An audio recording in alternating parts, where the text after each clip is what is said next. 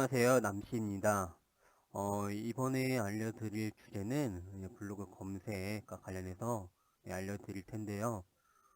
네이버에서 이제 블로그 검색과 관련하여 이렇게 퀴즈 형식으로 이렇게 블로그에 올려놨는데, 저의 분석은 어떨지 한번 잘 들어보시고 도움이 되셨다면은 좋아요와 구독 부탁드리겠습니다.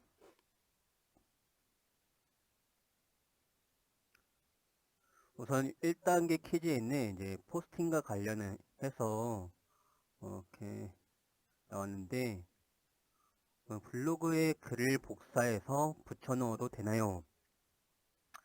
분명히 네이버는 된다고 하겠죠. 하지만 저는 반대 입장입니다. 왜 반대 입장이냐면은, 만약에 블로그에 글을 복사해서 붙여 넣어도 된다고 하면은 많은 분들이 똑같이 이렇게 복사해서 붙여 넣을 수 있게 되는 거죠. 즉, 그 바이럴 마케팅 쪽에서 이렇게 원고를 주면은 그 원고를 이제 복사해서 이렇게 붙여 넣는다는 거죠. 그래서 저는 이게 된다고 해도 저는 아니다 라고 말을 하고 싶습니다.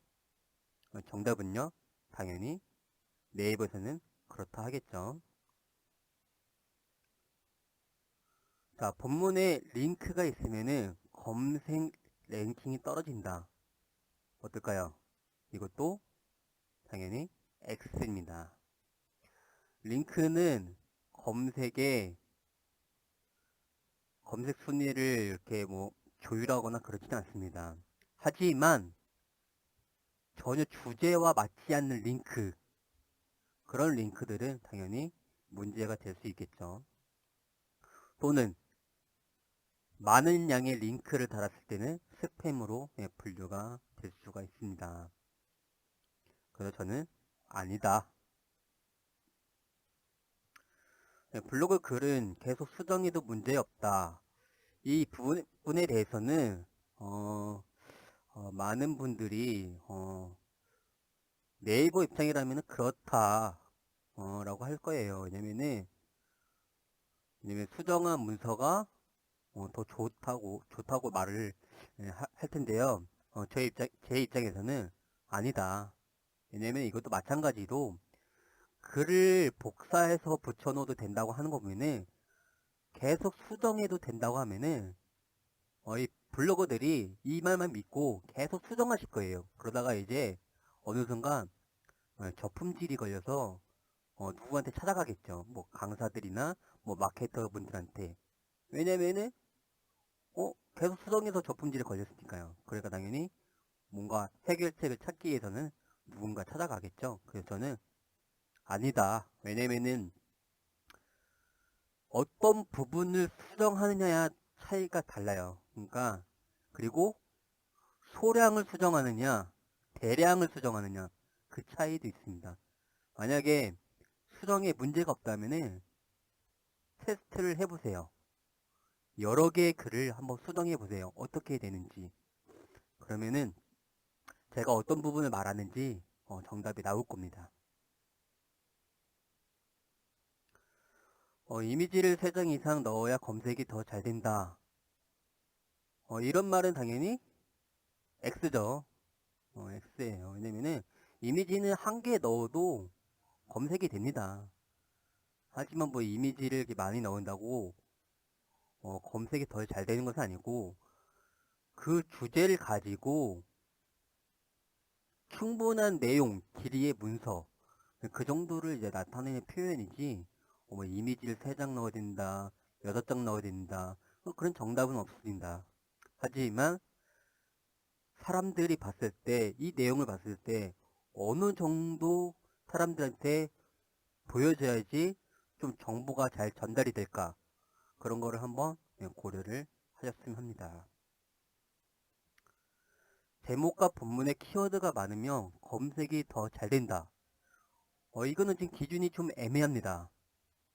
제목에 키워드가 많으면은 당연히 검색 유입률은 많아질 수가 있어요. 왜냐면은 이거는 지금도 이렇게 작성하신 분들이 있는데, 문제는 뭐냐면은 네이버가 나중에 스팸 필터링 한다는 거죠.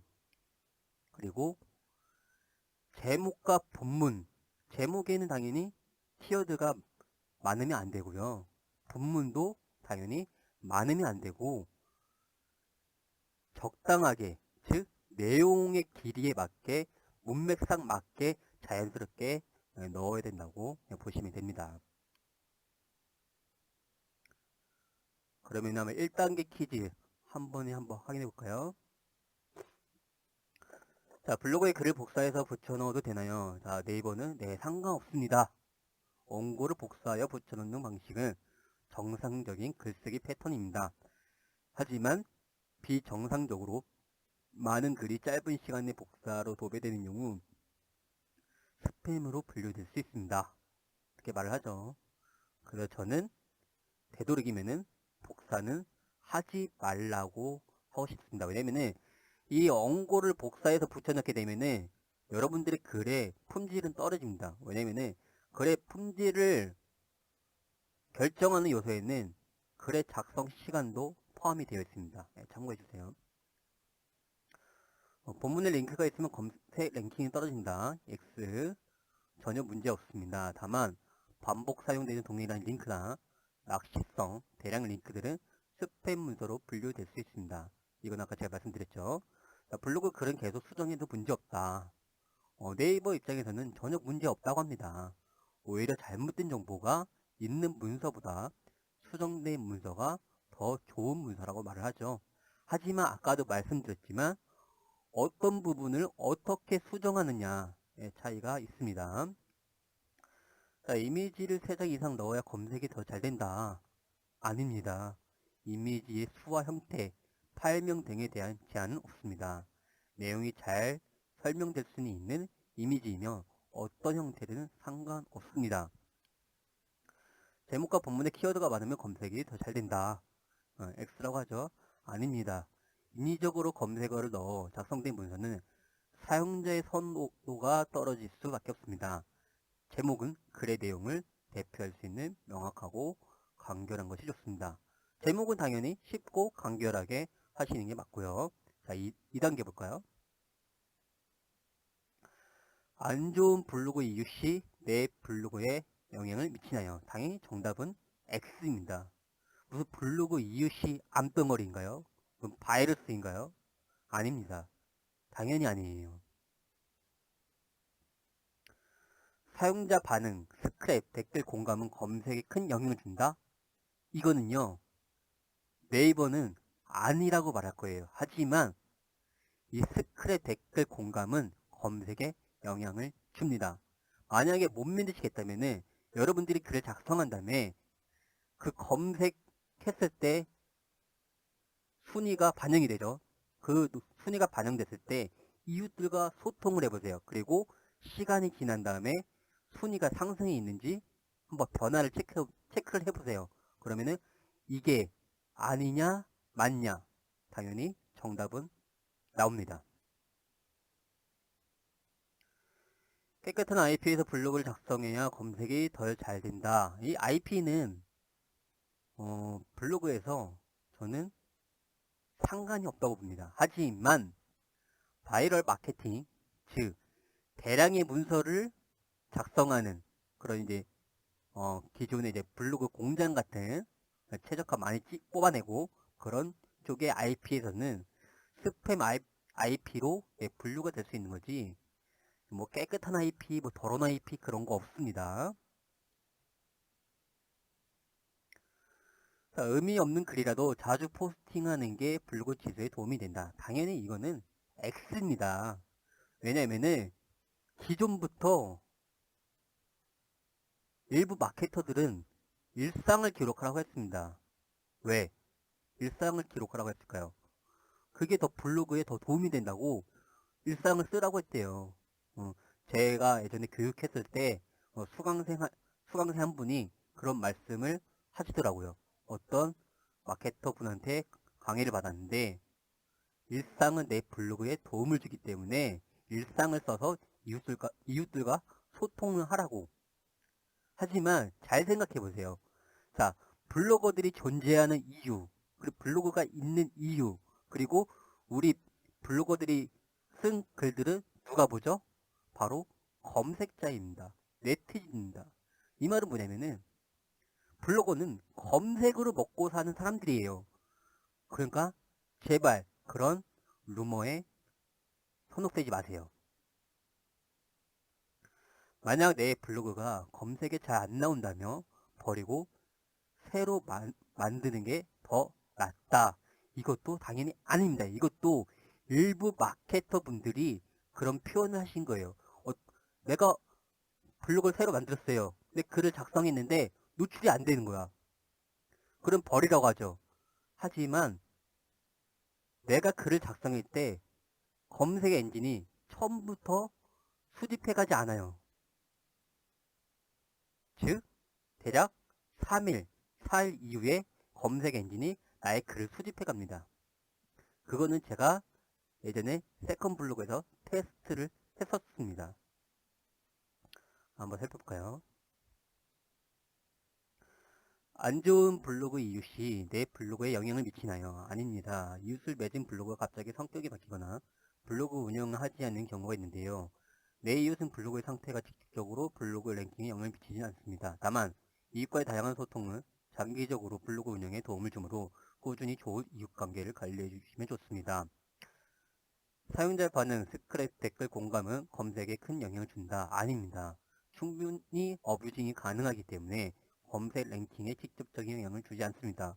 오히려 품앗이 등으로 비정상적인 수치를 올릴 경우 어뷰징 블로그로 분류될 수 있습니다. 라고 나오죠.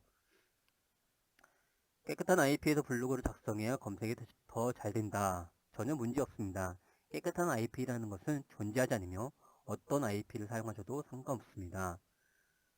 자, 의미 없는 글이라도 자주 포스팅하는 게 블로그 지수에 도움이 된다. 아닙니다. 모든 블로그는 검색 결과에서 특별한 차별을 두지 않고 있습니다. 자신의 블로그가 전문성이 있다며 10개의 일상글보다 전문성을 살린 1개의 글이 블로그에 훨씬 더 좋은 영향을 줄 수 있습니다. 이거는 저도 맞다고 봅니다. 만약 내 블로그가 검색이 잘 안 나온다며 버리고 새로 만드는 게 더 낫다. 아닙니다. 근본적인 문제를 파악하지 않고 또 새로 만드신다면 똑같은 결과가 나올 확률이 높습니다.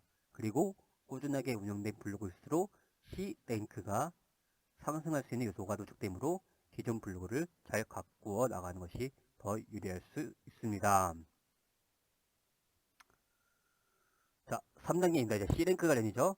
하나의 블로그에는 하나의 주제로만 써야 한다. 정답은 X입니다. 왜냐면은 그 네이버에서는 C랭크라고 해서 하나의 주제로만 쓰라고 하진 않았어요. 즉 내가 뭐 맛집도 하고 뭐 IT도 하고 뭐 여행도 하고 하는데 그럼 한 개만 해야 될까요? 아닙니다. 이건 뭐냐면은 그 주제에 맞게 전문성을 가지라는 거지, 전문성이 담긴 컨텐츠를 생산하라는 거지, 뭐 내가 3가지의 주제를 운영하고 있는데 맛집만 하나만 파야 될까요? 그건 아니라고 봅니다. 배경색과 같은 폰트색으로 쓰여진 글은 스팸 문서이다. 정답은 O입니다. 왜냐면은 이 글은 상대방이 보는 거기 때문에 만약에 글자색이 이 배경색과 같으면은 이것은 네티즌들을 혹은 이웃들을 기만하는 거죠. 그렇기 때문에 이거는 스팸으로 분류되는 게 맞습니다. C랭크란 블로그의 신뢰도를 평가하는 알고리즘이다. 정답은 맞습니다. 네, 콘텐츠가 좋은 블로거는 어느 정도 조회수를 보장해주고 있다. 콘텐츠가 좋은 블로거, 즉 글이 좋은 블로거, 조회수를 보장해주지 않죠. 상위 노출을 보장은 해주죠. 조회수가 아니라. 그러니까 상위 노출이 되면은 당연히 방문자가 많이 들어올 수는 있겠죠. 하지만 조회수를 보장해주지는 않습니다.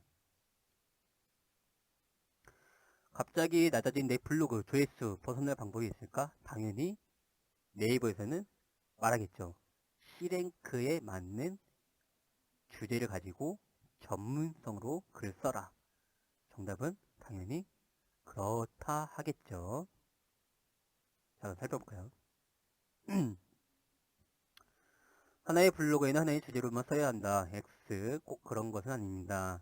다양한 주제의 글들이 모두 높은 정보력을 가지고 있다며 검색도 당연히 잘 나올 것입니다. 하지만 꾸준히 한 주제를 쓰고 있다가 갑자기 아무런 관련 없는 글을 쓰는 것은 안 좋은 영향을 미칠 수 있습니다. 배경색과 같은 폰트 색으로 쓰여진 글은 스팸 문서이다.